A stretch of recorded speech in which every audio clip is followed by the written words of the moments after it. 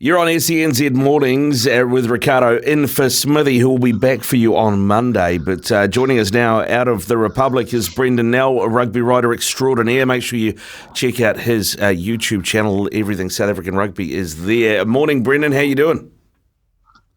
Morning, guys. Always good to chat to you guys. Yeah, great to chat to you too, mate. And it's an exciting time of year. We're getting all this international rugby. We're so far into the All Blacks and what Razor's first team would look like, and all that stuff this week that I think a lot of people forgot. There's rugby going on in other parts of the world, including in the Republic, where the Irish have come to visit.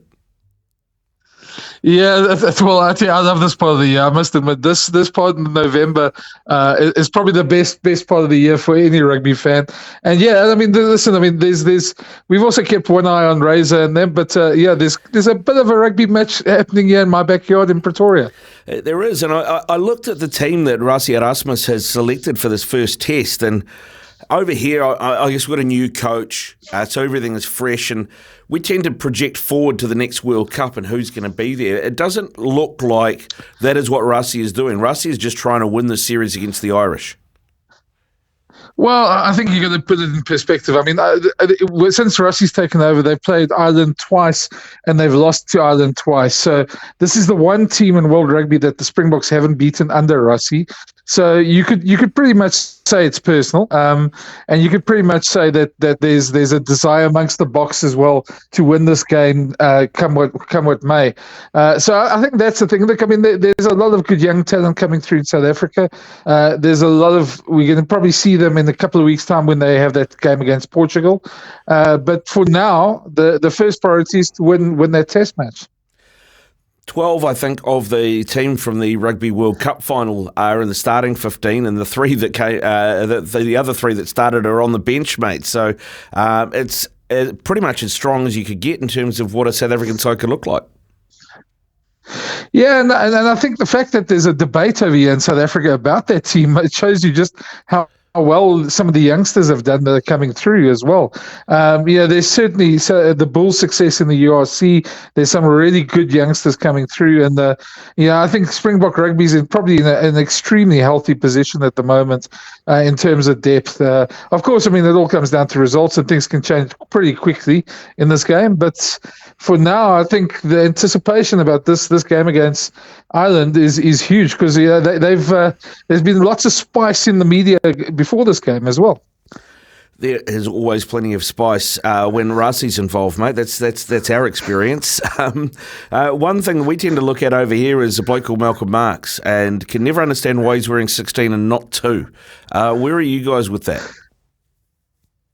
Well, I think if you're close to the side, you get to understand that it doesn't really go about the jumper. It goes about what the guy's role is in the team, and that's worked for them in the last couple of years.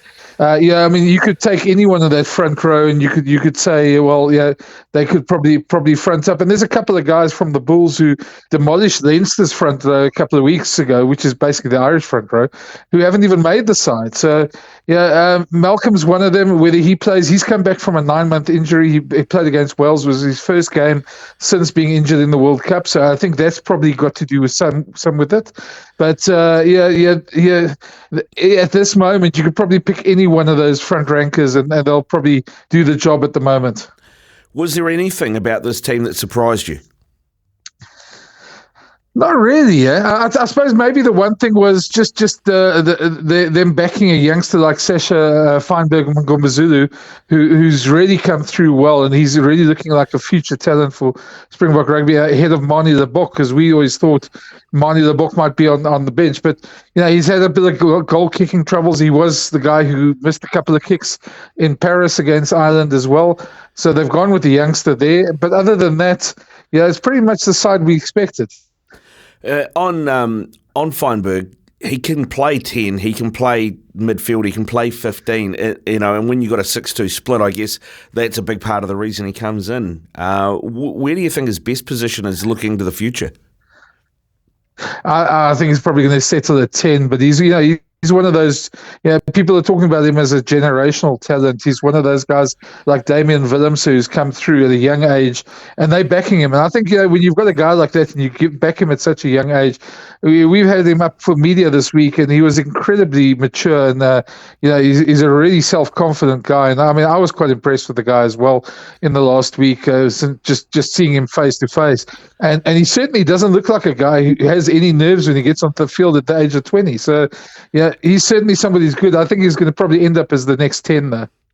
We're a couple of years into your teams being out of being out of Super Rugby, I should say, and up into the URC. Do you think South Africans in a better place because of it? It's always difficult to say. I suppose yes and no. I mean, I think we do miss playing the New Zealand sides, not so much the Aussies, and I'm quite open about that.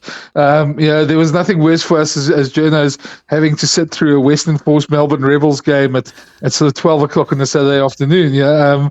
And they were pretty boring games to begin with. But we do miss the New Zealand sides. But there's a healthy rivalry with the Irish that's building.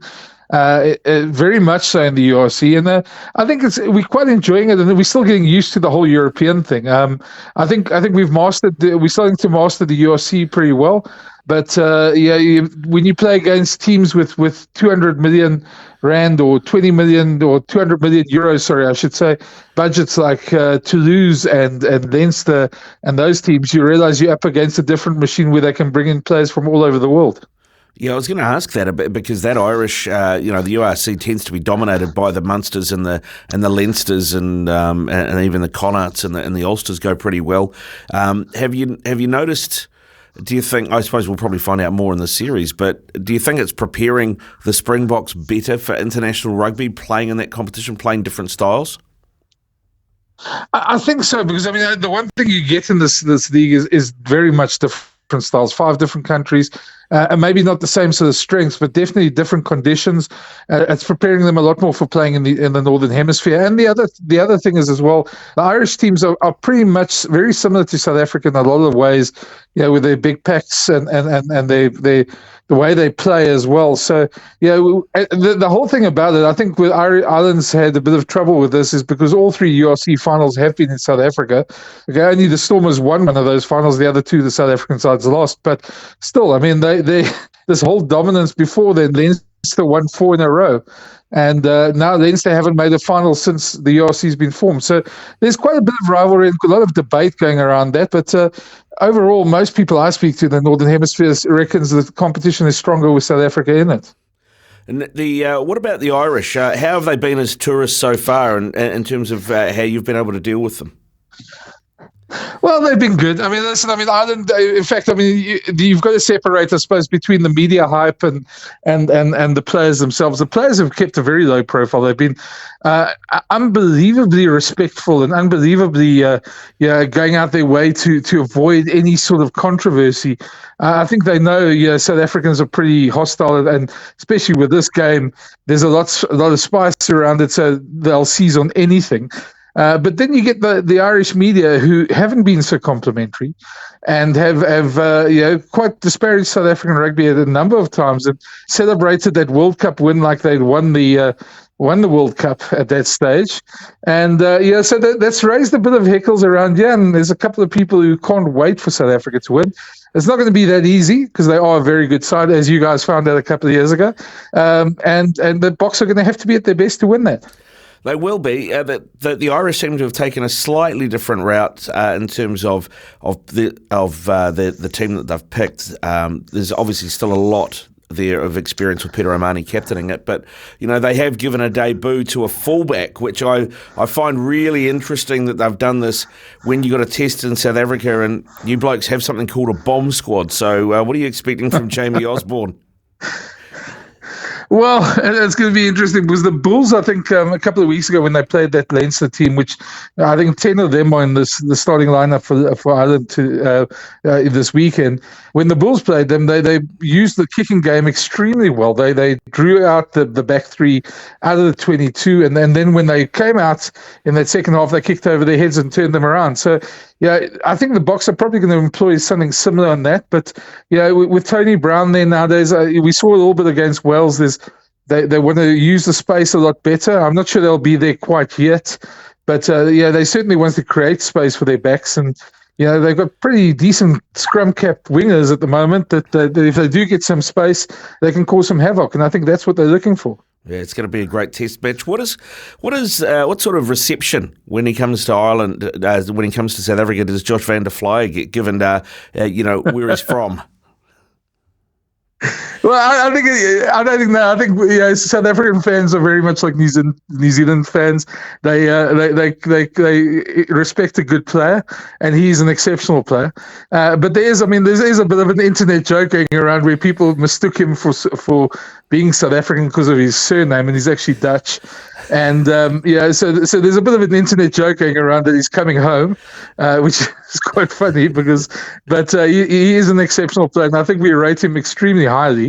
And know that last year when the Boks lost against Ireland in France, he was one of the players that sort of undid them at the breakdown, and they're going to have to watch him. But that's why I think they've picked Kwagga Smith and they picked Marco van Staden. Both of them are very versatile players, very good at the breakdown, and I think both of them will be there to look after him. All right, mate. Well, you've got this test coming up. We've got the Poms in town, and we've had yesterday Razor's first team came out as the All Black head coach. What was the reaction in your part of the world? What did you make of the team that he's announced? Well, I think we've kept one eye on Super Rugby, and pretty much a team that we expected for the most part. We've always thought New Zealand has exceptional talent, and there'll never be a bad All Black team that comes on the field. I think the thing is just how quickly they're going to gel under Razor. I saw it with Heineke Meyer at the Bulls when he became Springbok coach, and he said to me one night, he said there's an unbelievable difference between coaching a club or a province and coaching international rugby, and just the amount of time you have to work with players, the amount you can get done in a week before a test, as opposed to a province where you've got a whole season. And I think that's going to be Razor's biggest challenge. We all know he's a talented coach. We all know he can pick teams, and he can pick teams that win. The thing is just how quickly are they going to be able to play his style of rugby? And I think that's the big question there. Of course, we're all rooting for you guys over here. I think it's Southern Hemisphere. We all love it when the Poms lose, but it's going to be an interesting one to watch on Saturday. Yeah, it will be, mate. We're looking forward to it. We're looking forward to a big weekend with the French and Argentina, the Welsh and Australia as well. Even the Italians play Samoa later today. So, a big weekend of international rugby. Brendan, thanks very much for coming on, mate. Always good to chat to you. Go well and enjoy your footy this weekend, eh? No, thanks to you guys too. And let's hope for a bunch of Southern Hemisphere victories this weekend.